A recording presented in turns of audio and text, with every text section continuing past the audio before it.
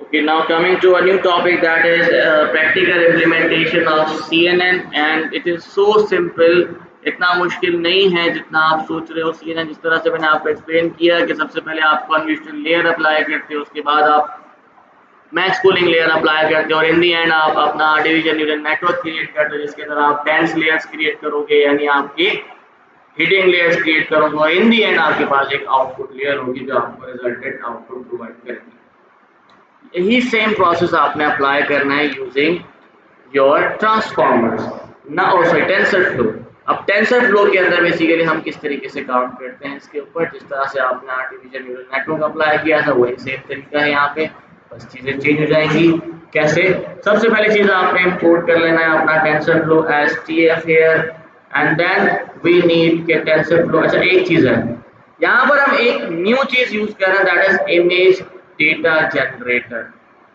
Basically, why I am using image data generator here is कि for example मेरे पास एक फोल्डर है, हेयर यू कैन सी, कहाँ गया, कैट्स एंड डॉग्स।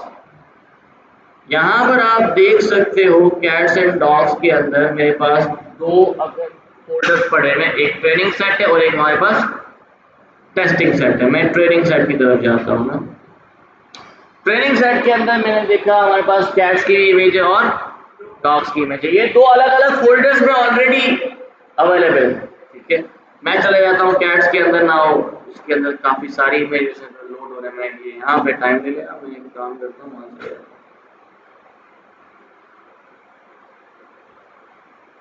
अरे विंडो में यहाँ चलते यूजर और चलेगा।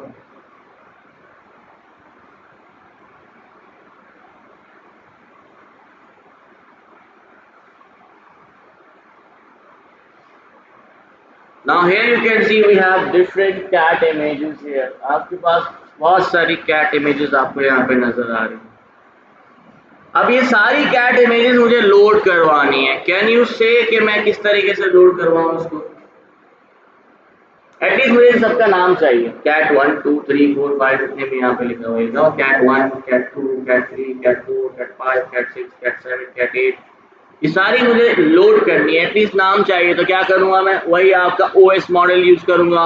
OS मॉडल से बेसिकली मैं क्या करूँगा, इसको रीड करना स्टार्ट कर दूंगा, जिसमें मैं करूँगा गेट ऑल डायरेक्टरीज, फिर उसमें सारी सारी डायरेक्टरीज आएंगी, फिर उसका नाम होगा, फिर उसको कॉल करवाऊंगा इंडियन, फिर मेरे पास इमेज आएगी। तो इतना लंबा काम होगा। इससे बेहतर है हमारे पास टेंसर फ्लो एक फंक्शन प्रोवाइड करता है जिसका नाम है इमेज डेटा जनरेटर, जिसको आपने क्या करना है, you just need to provide both folders cat and dog. इसने ऑटोमेटिकली यहाँ पर सारी की सारी इमेजेस को खुद से रीड करना है, खुद से लोड करना है और उसे दो अलग अलग यू कैन से एरेज के अंदर स्टोर कर देना automatic. For that we are going to use image data generator here. तो हम इमेज डेटा जनरेटर यूज करते हैं और ये देखिए यहाँ पे लोड हो गया।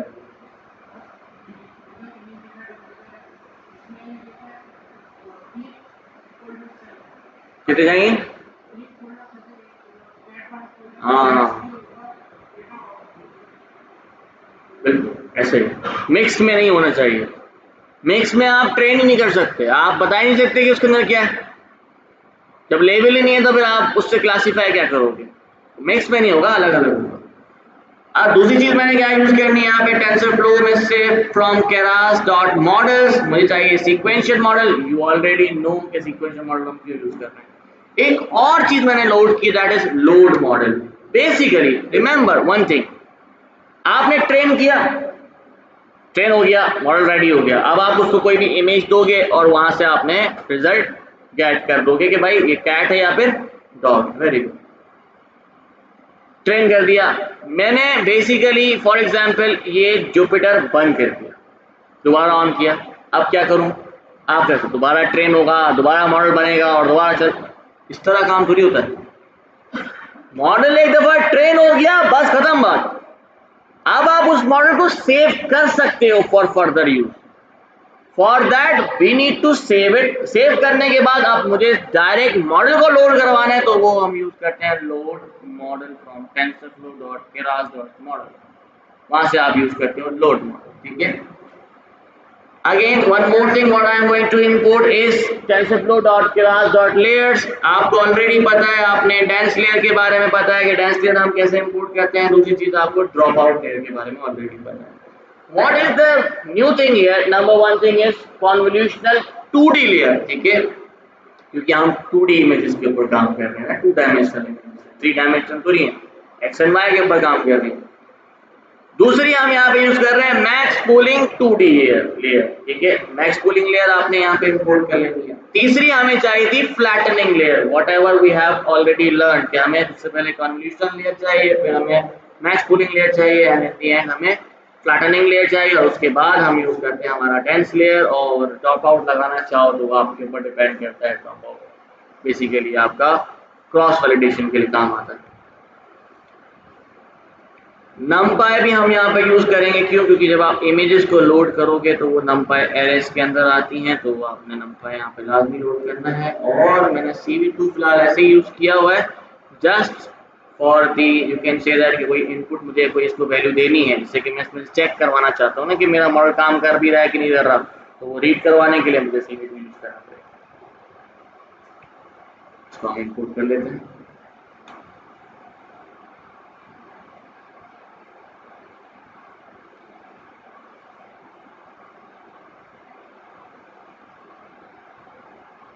Now I have loaded all these models here, or you can say that functions from TensorFlow. Now what is the next process is to create the object of your image data generator। अब इसके अंदर हमारे पास बहुत सारे you can say parameters हैं जो आप use कर सकते हो, जैसे कि मैं आपको यहाँ पे दिखा देता हूँ। These are all parameters that you can use it, जिसमें आप देख सकते हो कि हम इसके अंदर मैं आपको दिखा देता हूँ।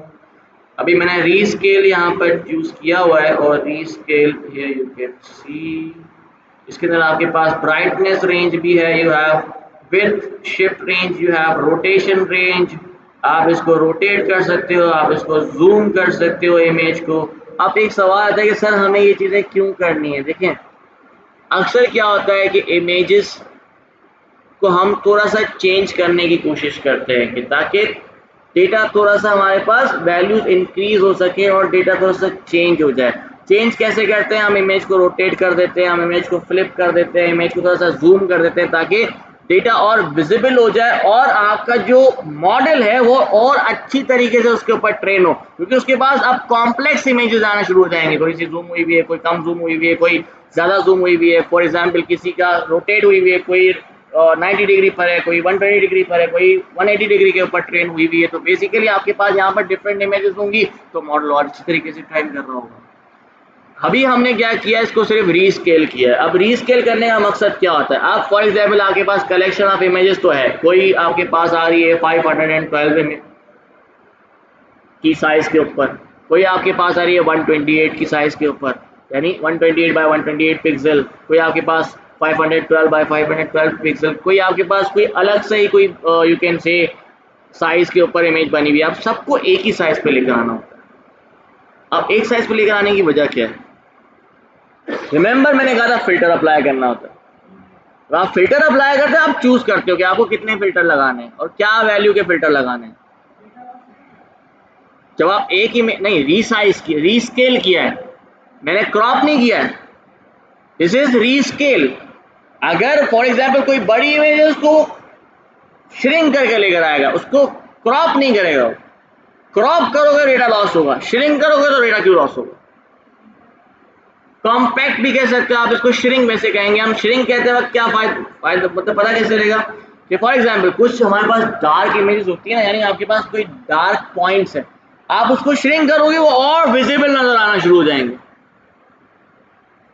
ऐसे ही है, पर बेसिक रिक्वायरमेंट क्या है कि एक ही स्केल के ऊपर सारी की सारी इमेजेस होनी चाहिए। तो हमने इसको रीस्केल प्रोवाइड कर दिया ताकि आप इसको एक ही इमेज के एक ही साइज के ऊपर लेकर आओ, व्हिच इज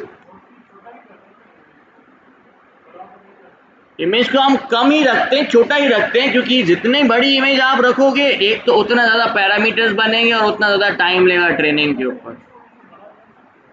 हाँ, रीस्केल में मैंने यहाँ पर 255 पर लेकर आया हूँ, आप इसको जितना मर्जी ले जाओ, बड़ा भी कर सकते हैं। रीस्केल में स्केल हो रहा है ना, वो बढ़े या कम हो वो आपके ऊपर डिपेंड करता है। बाय डिफॉल्ट वो 100% स्केल के ऊपर होता है, सबको एक जगह पर लेकर आओ। पर इतना भी छोटा नहीं करना है कि आपको कुछ मिले ही ना उसमें से। मैक्सिमम हम रखते हैं 124 से लेकर 255, इसी के अंदर घूम रहे होते हैं। इससे ना ऊपर जाते हैं ना इससे नीचे जाते हैं, क्योंकि और छोटा करेंगे तो इमेज फिर हमारे काम की नहीं है, क्योंकि जितना आप उसको श्रिंक करते जाओगे काफ़ी सारी कलर्स और डिटेल्स जो हैं वो फिर मिक्स होता शुरू हो जाएंगे। ठीक है, exactly. Now once you have created the object here, मैंने दो ऑब्जेक्ट क्रिएट किए हैं। एक ऑब्जेक्ट क्रिएट किया है ट्रेनिंग के लिए और दूसरा ऑब्जेक्ट क्रिएट किया है टेस्टिंग के लिए। ऑब्जेक्ट क्रिएट हो गया, अब आप अपना डेटा क्रिएट कर सकते हो। मैं इसको रन करूंगा। डेटा क्रिएट करने के लिए हम बेसिकली हमारे पास डिफरेंट फंक्शंस होते हैं। Let me show you here.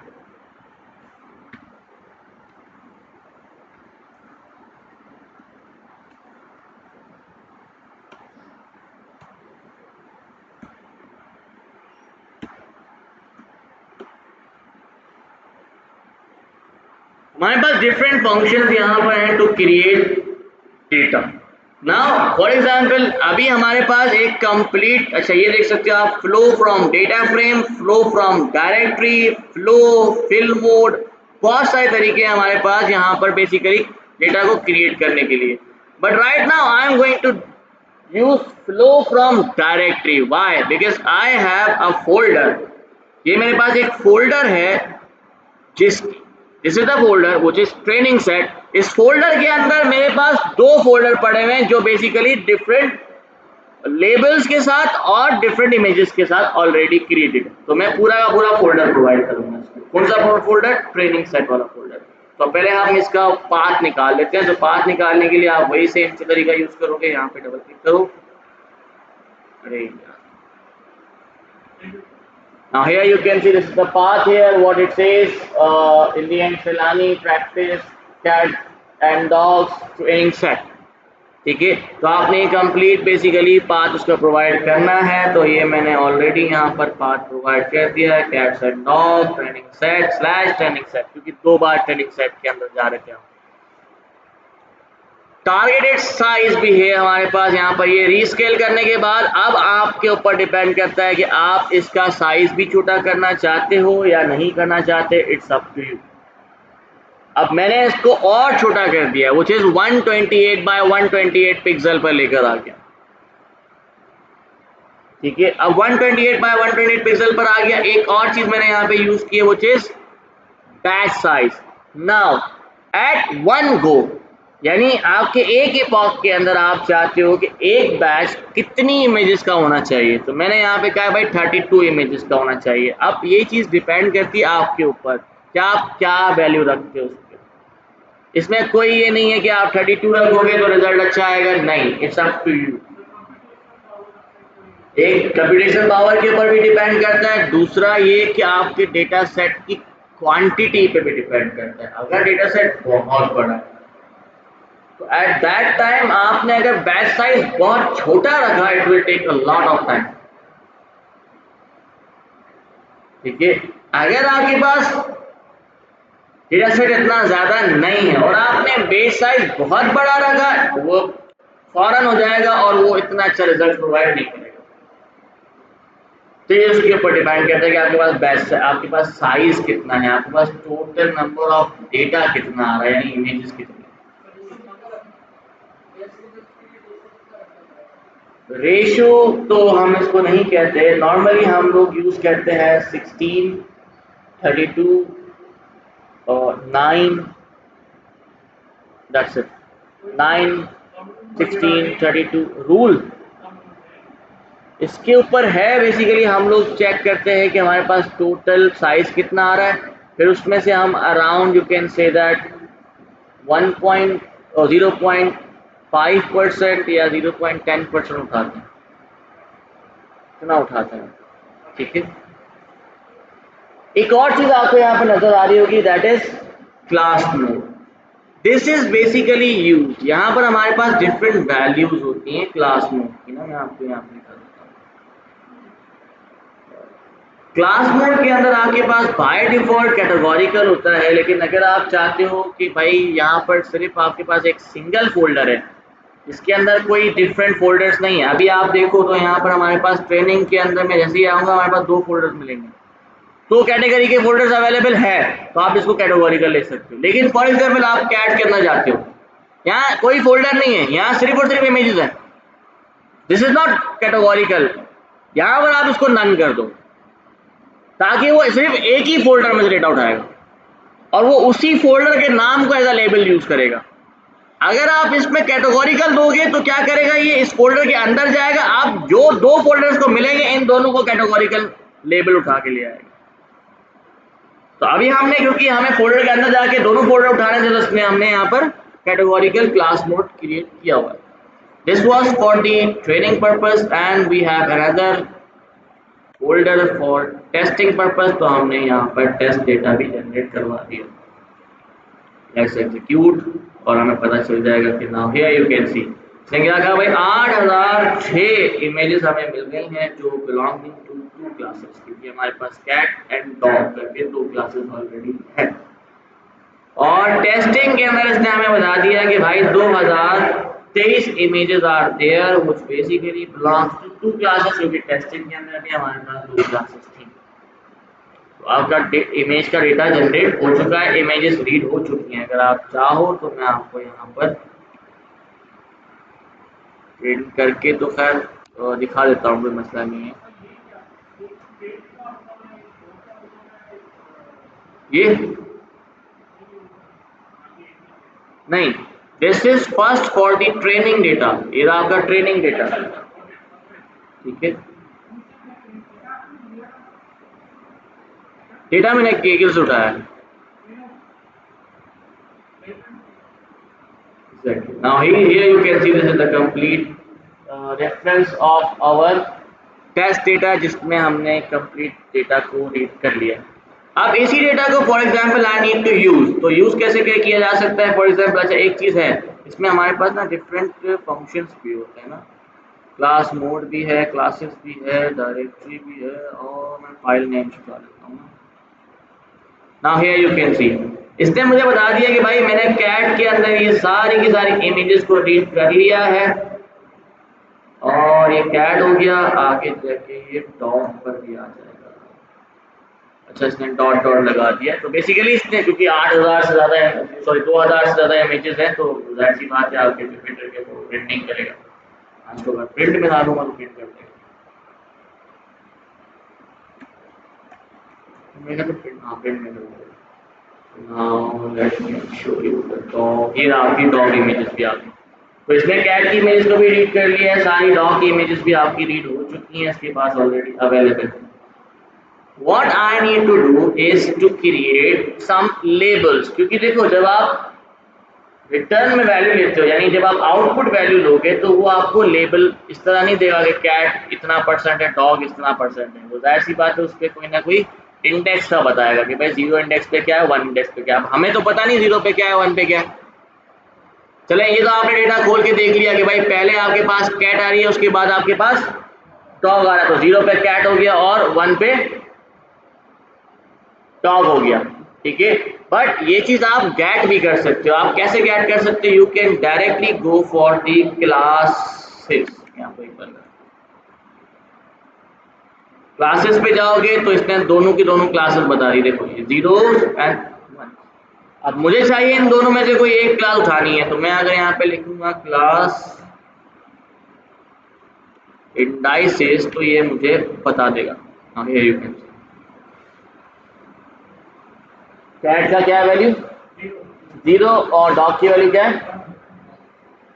चलो अब बट मैं चाह रहा हूं कि भाई इसमें यहाँ देख सकते हो, यहाँ पर जो डीएक्स ने डिक्शनरी बना के मुझे रिटर्न की है, और डिक्शनरी के अंदर आप देख रहे हो कि जो हमारे पास की है वो बेसिकली क्लास का नाम है, और जो वैल्यू है वो इंडाइसेस है। उल्टा हो रहा है, उल्टा है ना, बट क्योंकि जब आपको वैल्यू शो करनी होती है तो मैं चाह रहा हूँ अगर 0 आए तो कैट आ जाए, तो आपके ऊपर डिपेंड करते हैं, आप चाहो तो इसको मैप कर सकते हो, मैंने यहाँ पे दोबारा मैप कर दिया है, अगर आपको यूज़ करना है तो आप उसको यूज़ कर सकते हैं। मैप कैसे किया है मैंने, सिंपली यहाँ पर एक डिक्शनरी क्रिएट कर दी, करके दिखा देता हूँ आपको ताकि इजीली आपको समझ में आ जाए। डिक्शनरी बना दी हमने और साथ में हमने क्योंकि दो वैल्यूज हमें उठानी थी, तो एक हो गई आपकी वैल्यू को हमने एज अ की बना दिया और की को एज अ वैल्यू बना दिया फॉर की कॉमा वैल्यू इन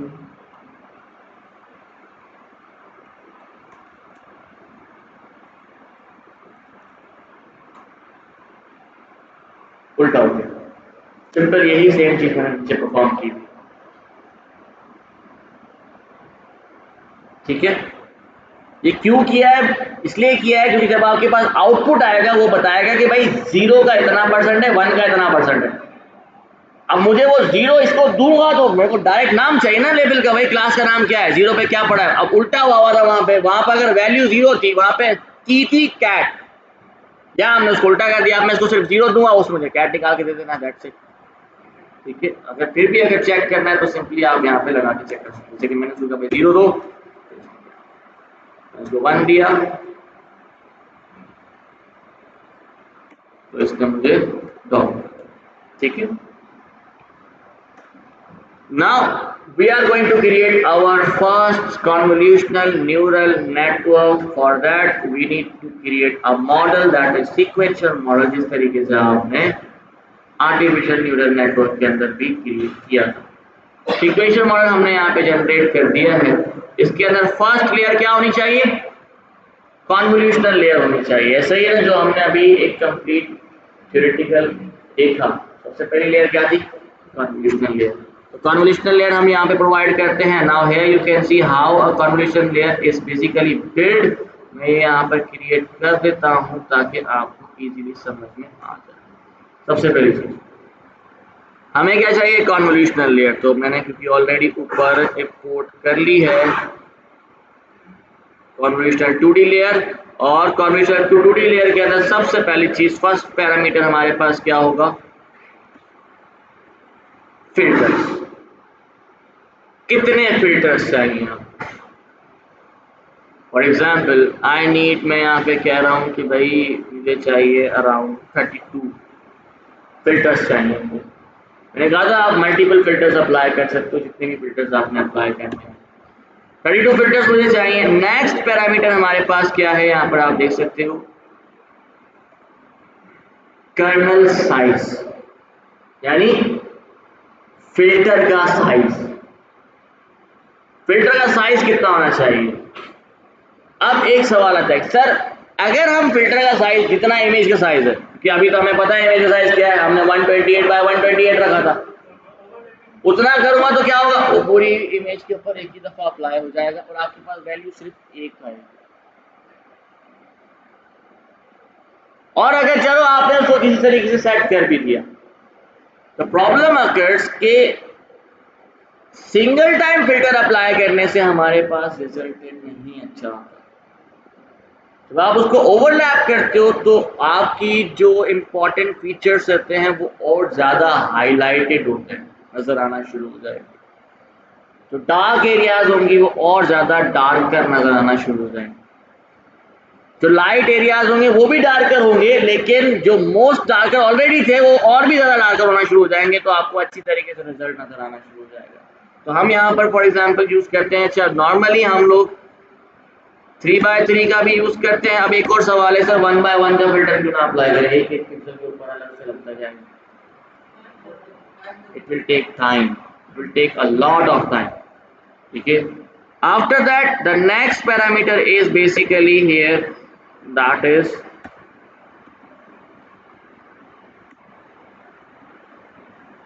आप स्ट्राइड यू चेंज करना चाहो चेंज कर सकते हो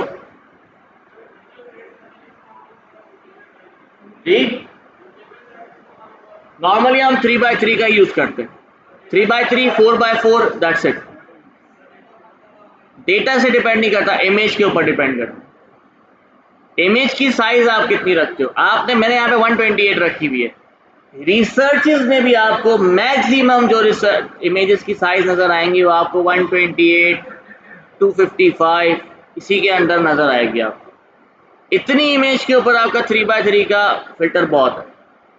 इससे बड़ा रखना चाहते हो 4x4 का आप रख सकते हैं, 5x5 का फिल्टर बना सकते हैं, 6x6 का फिल्टर बना सकते हैं। जहां पर आपके पास रिजल्ट अच्छा आना शुरू हो जाए दैट इज योर बेस्ट।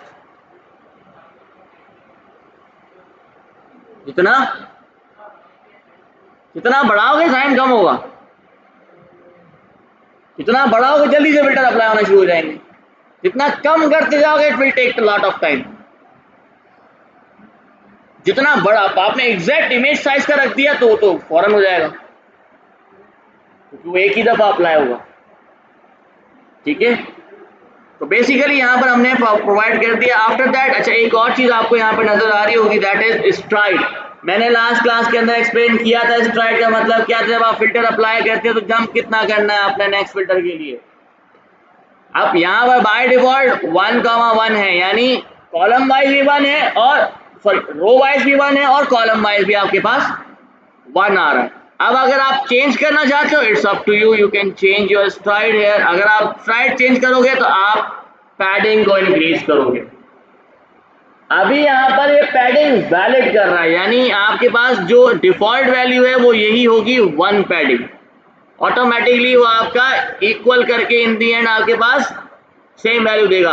अब देखो थ्योरेटिकल पढ़ने का फायदा क्या होता है, ये सारे पैरामीटर्स मैं पढ़ रहा हूँ, आपको जस्ट इमेजिन हो रहा है कि ये कहाँ पे हो, क्या कर रहा है, क्या करेगा, इससे क्या रिजल्ट आएगा और क्या वैल्यू चेंज होगी और किस तरह से बेसिकली ये काम कर रहा है। दिस इज व्हाई आई से कि भाई थ्योरेटिकली भी इंफॉर्मेशन जरूरी होती है, ताकि समझ तो आए कि ये पैरामीटर्स तो हम चेंज कर रहे हैं लेकिन ये अप्लाई कहाँ हो रहा है।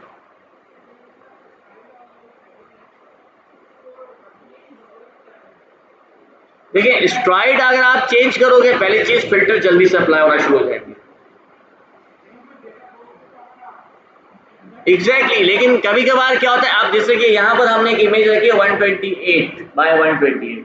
अब कहीं आपको कभी कभार हमें जरूरत पड़ जाती है कि मुझे 512 की इमेज उसी सेम साइज में लेनी है। उस वक्त अगर मैं फिल्टर अप्लाई करने लग जाऊंगा स्ट्राइड 1 के ऊपर it will take a lot of time. मैं स्ट्राइड चेंज कर दूंगा, स्ट्राइड मैंने 2x2 रख दिया, 2x2 रखूंगा तो ऑटोमेटिकली ओवरलैपिंग तो वो भी कर रहा होगा, क्योंकि जब आप इमेज बढ़ जाती है बड़ी हो जाएगी पिक्सल्स इंक्रीज हो जाएंगे तो इमेज भी इंक्रीज हो रही है, तो अगर दो का भी डिफरेंस आएगा तो कोई फर्क नहीं पड़ेगा इतना, तो उस वक्त ही काम आ रहा होगा इमेज साइज। ठीक है, लेट्स से अभी यहाँ पर हम स्ट्राइड वगैरह कोई भी चीज चेंज नहीं करने जा रहे हैं, तो साथ में हम यहाँ पर अब यूज करते हैं हमारा एक्टिवेशन फंक्शन। एक्टिवेशन फंक्शन में हम लोग रेलो यूज कर रहे हैं, क्यों, क्योंकि this is the most you can से बहुत अच्छा काम करता है रेलू, और यहाँ पर हमारे पास जो नेगेटिव वैल्यू है वो भी इसके अंदर इंक्लूड हो जाती है एज कम्पेयर टू अगर मैं सिग्मोइड या फिर सॉफ्टमैक्स की तरफ जाऊंगा तो वो नेगेटिव वैल्यू को रिप्लेस कर देता है, वो नहीं लेता। तो इसीलिए हम रेलो यूज कर रहे होते हैं, क्योंकि कभी कभार हमारे पास वैल्यू नेगेटिव भी आ सकती है, जैसे कि बिल्कुल फॉर एग्जाम्पल वहाँ पे कोई इमेज है ही नहीं तो वैल्यू आपके पास नेगेटिव आ गई तो फिर हम क्या करें, इसलिए हम रेलो यूज कर रहे हैं। साथ में हमारे पास एक और ऑप्शन होता है जिसको हम कहते हैं इनपुट साइज। अब इनपुट साइज में आपने बताना होता है कि आप जो इनपुट दे रहे हो इसको as a image initial input उसका साइज क्या है। आपने 128 बाय 128 रखा था, लेकिन आप यहाँ पर एक कंप्लीट इंफॉर्मेशन प्रोवाइड करोगे, जैसे कि 128 बाय 128 बाय 3। अब 3 बाय 3 क्यों, 3 क्यों दिया है मैंने यहाँ पे, चैनल बता रहा हूं क्यों, क्योंकि आपके पास कलर्ड इमेज है। ये अगर ब्लैक एंड व्हाइट इमेज होती तो 3 चैनल देने की जरूरत नहीं थी। कलर्ड इमेज के ऊपर ट्रेन कर रहे हैं तो बेसिकली आपको यहाँ पर चैनल्स पर बताने पड़ेंगे। इसमें कोई सवाल है तो आप मुझसे स्टिल पूछ सकते हो।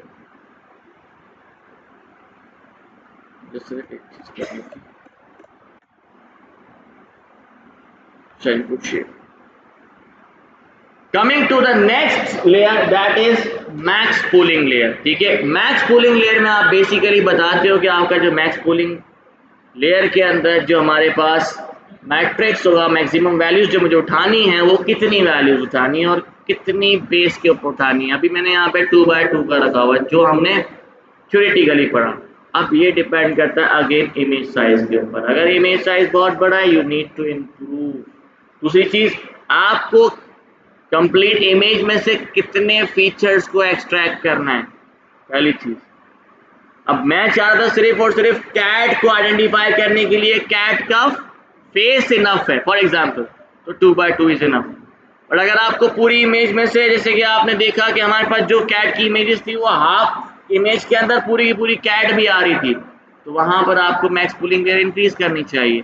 तो इट्स अप टू यू के रिजल्ट्स कहाँ पर बेहतर आते हैं, तो उस हिसाब से आप मैक्स पूलिंग लेयर यानी मैक्सिमम फीचर्स एक्सट्रैक्ट करोगे इसमें से जो इंपॉर्टेंट फीचर्स होंगे। This was the first convolutional layer and first max pooling layer.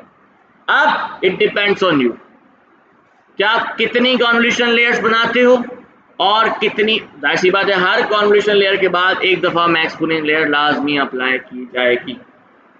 convolution का काम क्या है, उसी इमेज को और ज्यादा अच्छा किया, उसको हाईलाइट किया। अब उसमें से भी जो मोस्ट इंपॉर्टेंट फीचर्स हैं वो एक्सट्रैक्ट कौन करेगा, मैक्स पूलिंग लेयर। फिर एक और अगर आप कन्वर्जन लेयर अप्लाई करना चाहते हो अप्लाई कर सकते हो। अब एक सवाल आता है कि सर आपने फर्स्ट लेयर के अंदर तो आपने इनपुट शेप बताया है, सेकंड कन्वर्जन लेयर के अंदर मैंने इनपुट शेप नहीं बताया क्योंकि मुझे नहीं पता कि इनपुट शेप क्या आएगा।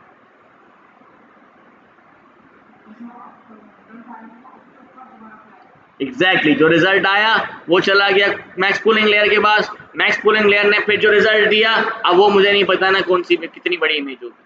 मैं कॉन्वोल्यूशनल तक तो डिसाइड कर सकता था क्योंकि मेरे पास फिल्टर भी है, मेरे पास पैडिंग भी है, मेरे पास स्ट्राइड भी है, फार्मूला में अप्लाई किया, इन दी एंड रिजल्ट मुझे पता है।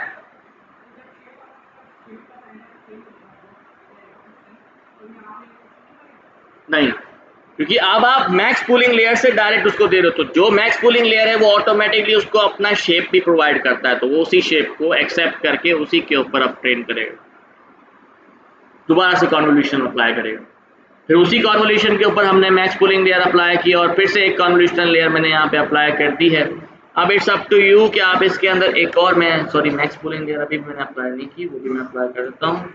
मॉडल डॉट ऐड और अच्छा सॉरी मैक्स पूलिंग लेयर आपने निकाल ली, उसके बाद हमने एक कॉन्वोल्यूशन लेयर अप्लाई की। इन दी एंड आपको कॉन्वोल्यूशनल वैल्यू देनी पड़ेगी, मैक्स पूलिंग लेयर नहीं चाहिए हमें, पूरी इमेज चाहिए। ठीक है, तो ये वैल्यू आपके पास आ गई, यही सेम वैल्यू अब हम आगे बढ़ाएंगे। फिलहाल आपने क्या किया है, 3 लेयर्स बनाई हैं। सबसे पहली लेयर कॉन्वोल्यूशनल लेयर, दूसरी भी कॉन्वोल्यूशनल लेयर, तीसरी भी कॉन्वोल्यूशनल लेयर है। 3 कॉन्वोल्यूशनल लेयर बना दी हमने। इमेज आप में से मोस्ट इंपॉर्टेंट फीचर्स एक्सट्रैक्ट हो चुके हैं। इसको हम रन कर लेते हैं एक दफा। And now here you can see this is the summary and here you can see कि हमने यहाँ पर 32 फिल्टर्स अप्लाई किए थे, 126 बाय 126 की इमेज तैयार हो रही है और हमारे पास जो पैरामीटर्स बन रहे हैं वो कितने बन रहे हैं, अराउंड 896।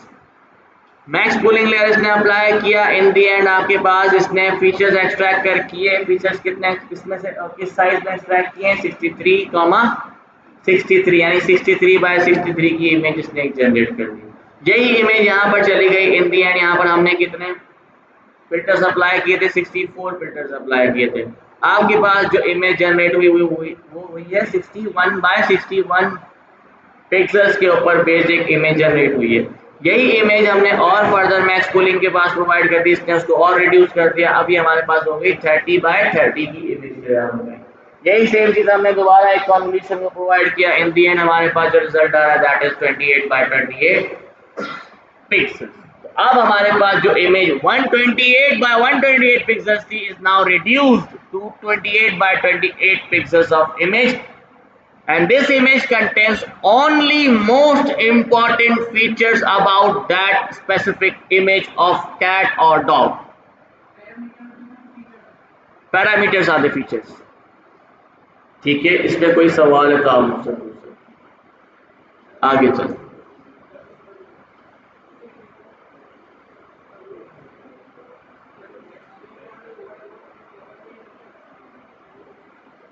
या 2x2 का मैट्रिक्स क्या कर रहा है?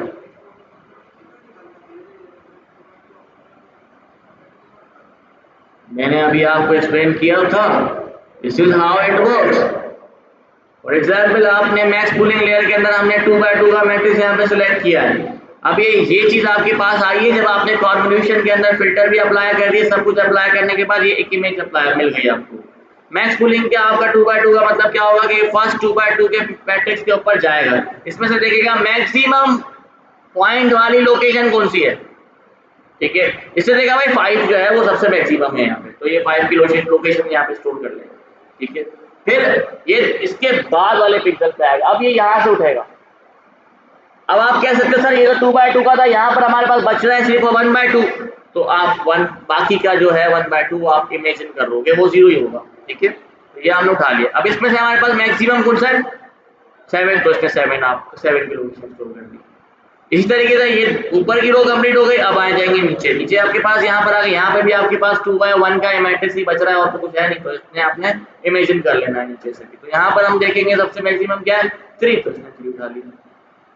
इन दी एंड आपके पास ये 5 ही बचा है, तो आप इसके हिसाब से भी आप एक कंप्लीट 2/2 के हिसाब से भी देखो तो आपके पास मैक्सिमम वैल्यू क्या बचेगी 5, इसने यहाँ पे सिलेक्ट कर लिया।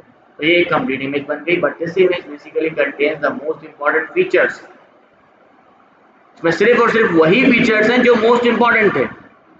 फिर यही इमेज हमने दोबारा कॉन्वोल्यूशन को दे दी, फिर फिल्टर अप्लाई हुआ, फिर एक नई इमेज बनी, फिर उसमें से और अच्छे फीचर्स निकाले गए, फिर दोबारा कॉन्वोल्यूशन को प्रोवाइड कर दिया हमने, फिर उसने फिल्टर अप्लाई किया। अब एक हमारे पास एक कंप्लीट इमेज तैयार है जिसके अंदर ओनली सिर्फ और सिर्फ वो फीचर्स हैं जो मोस्ट इंपॉर्टेंट फीचर्स हैं about that specific image, that's it.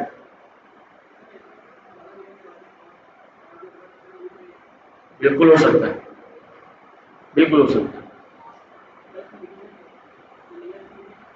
Limit कोई भी नहीं है। इट्स अप टू यू कि आप कितनी लिमिट्स कितनी लेयर्स लगाते हो। हमारे पास डिपेंड करता है कि आपके पास इमेज की क्वालिटी कैसी है। अच्छा अब मैं क्वांटिटी नहीं, अब मैं क्वालिटी की बात कर रहा हूँ। इतनी अच्छी क्वालिटी है, फिल्टर्स भले कितने भी हों कोई इशू नहीं है, कोई प्रॉब्लम नहीं आएगी। क्वालिटी बहुत लो है तो फिल्टर्स प्रॉब्लम करते हैं, बिल्कुल करते हैं, तो उस हिसाब से हमें डेटा काम करना होता है, ठीक है। इमेज के ऊपर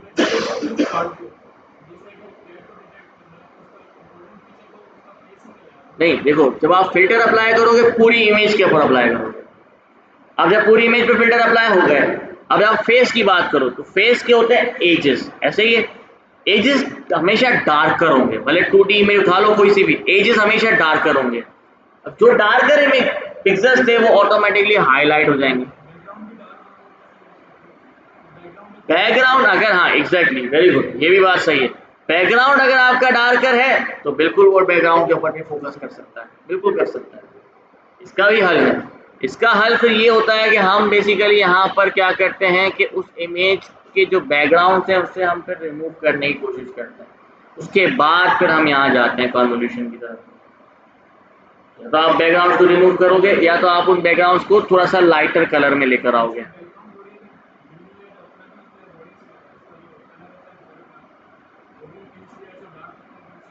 और उसका मसला नहीं है, भले वो डार्कर हो या लाइटर हो, बैकग्राउंड इशू कर सकता है।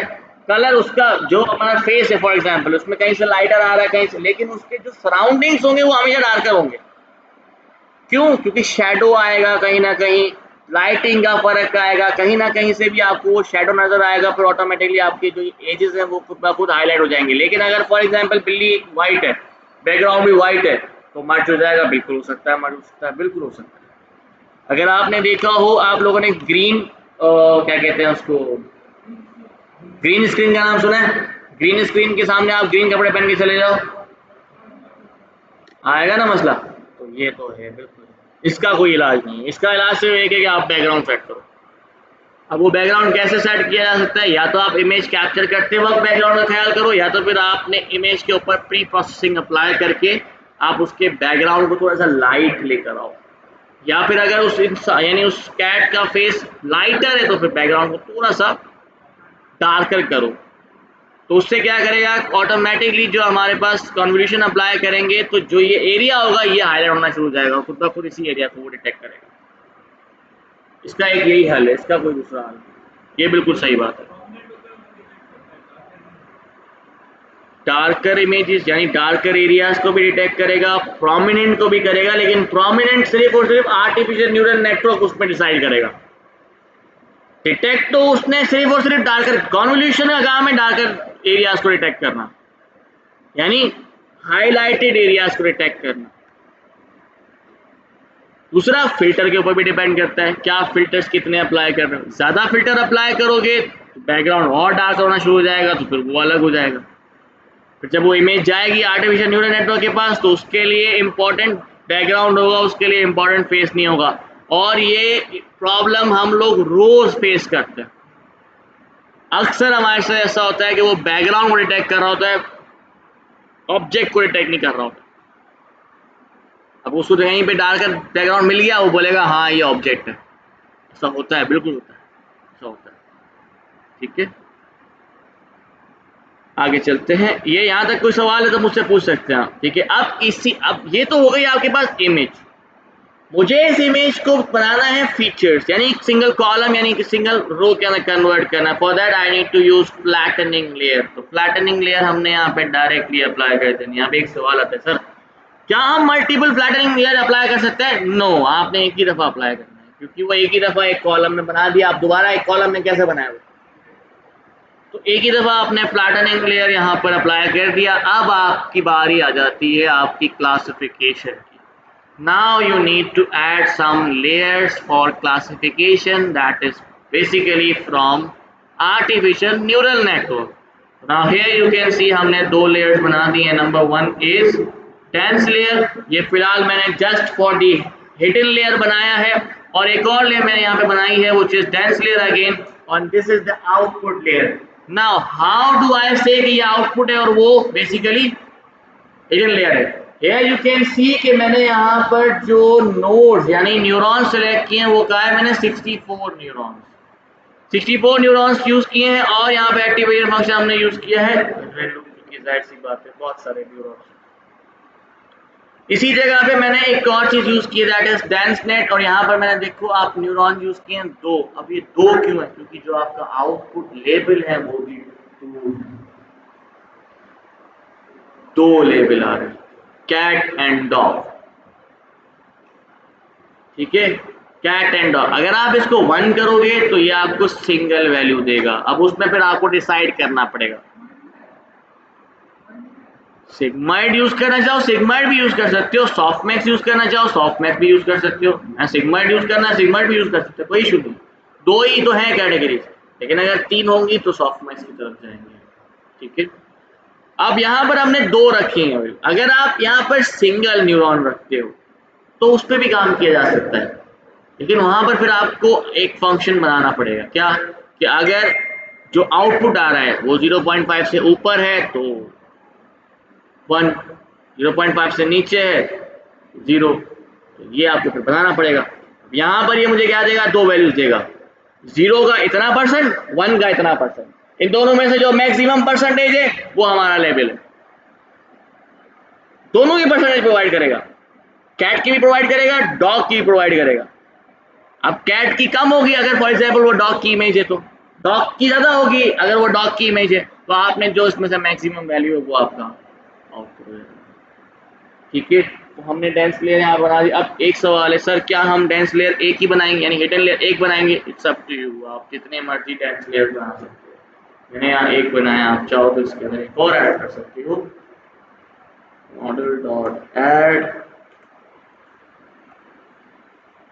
डेंस लेयर, और मैं सबसे टू एक्टिवेशन फंक्शन इसको प्रोवाइड कर देते हैं। सके रलू एक और ऐड कर देता हूँ मैं इसके अंदर, और इसमें मैं इसको कर देता हूँ 16। Now here you can C in the end आपके पास दो आउटपुट आएंगे यानी दो रिजल्टेंट वैल्यूज आएंगे। ठीक है, इसमें आप देख सकते हो ये आपके पास पैरामीटर्स थे। इन्हीं पैरामीटर्स को जब मैंने फ्लैटन किया तो ऑटोमेटिकली हमारे पास पैरामीटर्स आ गए। अब नाउ हियर यू कैन सी मैंने एक डेंस लेयर बनाई है जिसके अंदर हमारे पास 64 डिफरेंट न्यूरॉन्स हैं जिन्होंने अलग अलग वैल्यूज प्रोवाइड किए और इन दी एंड हमारे पास these पैरामीटर्स आ गए। इन्हीं पैरामीटर्स को हमने 32 बिट वाली लेयर को दे दिया, इसने भी हमें रिजल्ट प्रोवाइड कर दिए। इन दी एंड हम 16 की तरफ चले गए और आखिर में हमारे पास दो वैल्यूज आ चुकी हैं which is basically the output here, and now here you can see this complete model is basically based on 12.48 MB। ये बहुत कम इमेजेस है, 8000 इमेजेस हैं, that's those are not enough। आप क्लियर है ना मैं अभी के लिए? वैसे तो कह रहे हैं हम अक्सर कि अगर आपको चैट जीपीटी जैसा कोई मॉडल बनाना है तो basically that is not enough, तो और भी इमेजेस चाहिए होती हैं। तो यहाँ पर आपके पास 12.48 MB की एक कंप्लीट मॉडल क्रिएट हो चुका है। अब इसी मॉडल को हमने बेसिकली यहाँ पर ट्रेन कर लेना है और ट्रेन करने के लिए हम बेसिकली यूज करेंगे एडम यानी मॉडल डॉट कंपाइल, जिसमें हमने ऑप्टिमाइजर की जगह पे लिख दिया एडम, क्योंकि ये क्या करेगा आपके वेट और बायस पैरामीटर को अपडेट करवाने में काम आएगा। अब जरूरी नहीं है आप एडम यूज करो, इट्स अप टू यू। आप यहाँ पर लीनियर भी यूज कर सकते हो, आप यहाँ पर ग्रेडियंट डिसेंट भी यूज कर सकते हो, आप यहाँ पे यूज करना चाहो तो आप पार्टिकल स्वॉर्म ऑप्टिमाइजर भी यूज कर सकते हो, PSO you can use ant colony optimizer. तो डिफरेंट डिफरेंट ऑप्टिमाइजर्स हैं, कोई से भी ऑप्टिमाइजर आपको यूज करने आप यूज कर सकते हो। लॉस फंक्शन हम यूज करेंगे कैटेगोरिकल क्रॉस एंट्रोपी, क्यों? क्योंकि आपके पास डेटा कैटेगोरिकल फॉर्म के अंदर है। मैट्रिक्स में मुझे फिलहाल सिर्फ एक्यूरेसी चाहिए। इसमें कोई सवाल है तो आप मुझसे पूछ सकते हैं। अर्ली स्टॉपिंग मैंने अप्लाई नहीं किया है, ठीक है। अर्ली स्टॉपिंग भी आप इसके अंदर अप्लाई कर सकते हो जो हमने लास्ट टाइम करा, उसी तरीके से यहाँ पे भी अप्लाई होगा। Compile it and now I am going to train, और ट्रेन करने के लिए हमने इसको बता दिया ट्रेन डेटा हमारे पास है, इपॉक्स हमने 10 प्रोवाइड कर दिए हैं और वैलिडेशन करने के लिए हमने प्रोवाइड कर दिया हमारा test data. Let's execute this और देखते हैं फर्स्ट इपॉक्स के अंदर हमारे पास वैल्यू क्या आती है। Now here you can see accuracy आपके पास इंक्रीज हो रही है फर्स्ट इपॉक्स में हमारे पास अभी तक। Now here you can see that आपके पास पैचेस, क्योंकि जाहिर सी बात है वैल्यू बहुत बड़ी है। तकरीबन आपके पास 8000 इमेजेस हैं, डिवाइड बाय 32 करो, आपके पास यही वैल्यू बनेगी।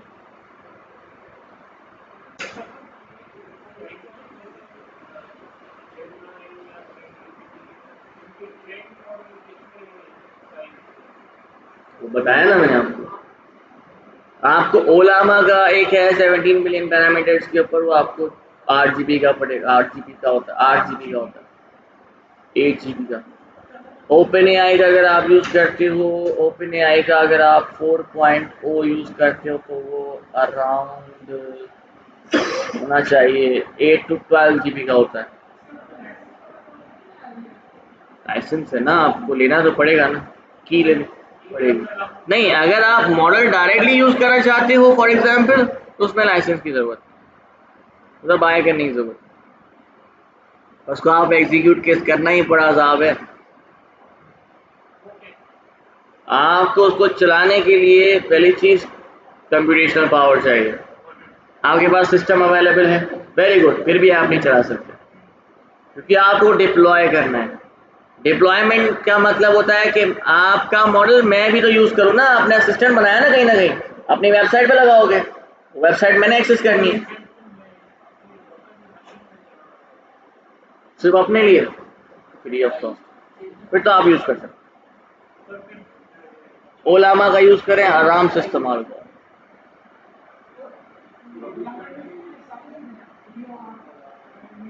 टेक्स्ट टू टेक्स्ट,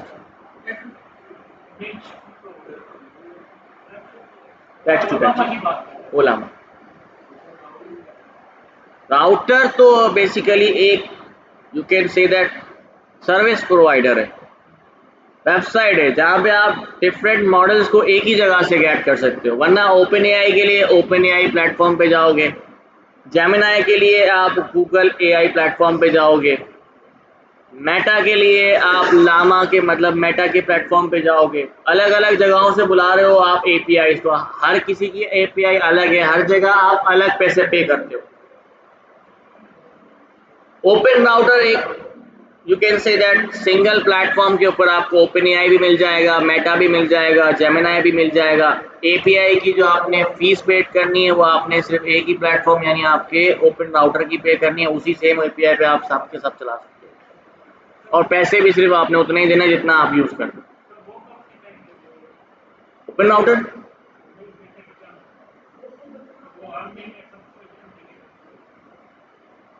और मैंने सब्सक्रिप्शन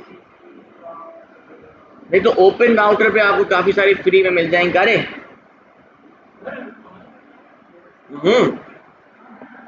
इधर थे।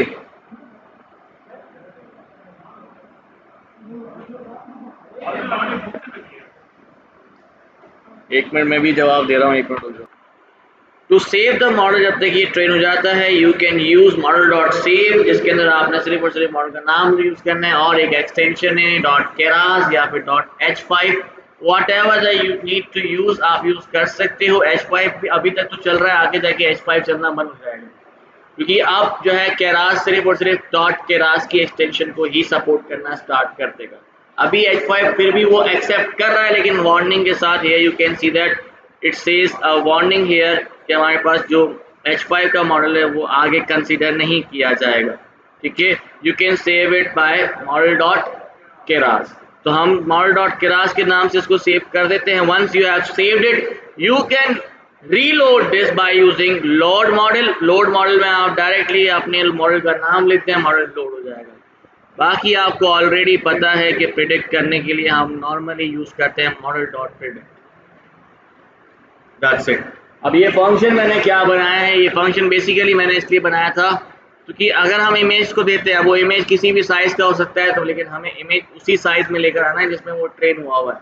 तो सबसे पहले इमेज आया, इमेज रीड किया, इमेज को रीसाइज कर दिया उसने, इमेज को हमने रीस्केल कर लिया 25.0 के ऊपर, 255.0 के ऊपर रीस्केल कर दिया। In the end we have expanded the dimensions here, यानी आपके पास 3 डायमेंशन वैल्यूज थी, तो 3 डायमेंशन के अंदर हम उसको एक्सपेंड कर दिया है। इन द एंड हमने यही सेम इमेज इसको प्रोवाइड कर दी, इसने प्रेडिक्शन दे दी। प्रेडिक्शन के अंदर आपके पास 2 वैल्यूज आएंगी, क्योंकि हमने आउटपुट के अंदर 2 न्यूरॉन्स रखे थे, कैट की भी देगा डॉग की भी देगा, दोनों में से जिसकी ज़्यादा एक्यूरेसी होगी वो हमें चाहिए। तो अब अगर मैं चाह रहा हूँ कि उसी का इंडेक्स चाहिए, तो हम वही सेम चीज़ यूज़ कर रहे हैं, which is argument max. Simple ऐसा ही है। आर्ग्यूमेंट मैक्स आपने निकाल लिया। ये जो इन आपको नजर आ रहा है लेबल मैप, ये ऑलरेडी मैंने ऊपर बनाया था, जो मैंने आपको करके भी दिखाया था, ये किस तरीके से काम किया है, यू कैन सी दैट। हाँ वही है, मैं चेक करवा देता हूँ।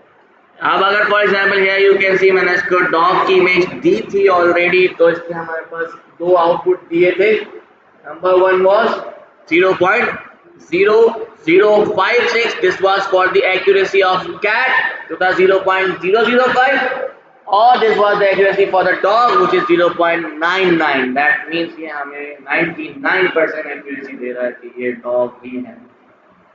इसका मतलब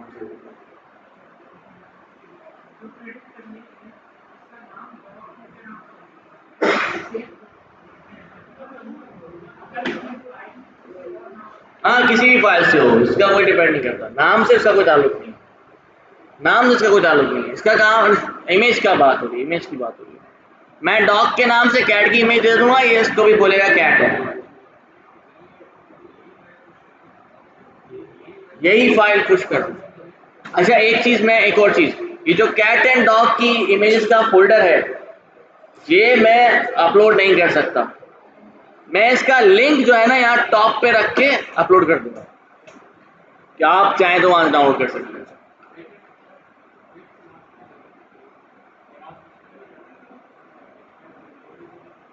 जी हाँ हाँ, इसको भी मैं चेंज कर,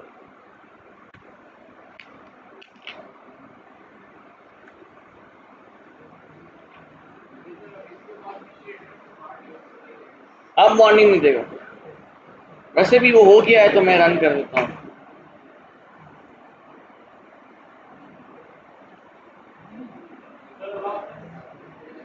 ओके, नेक्स्ट टॉप।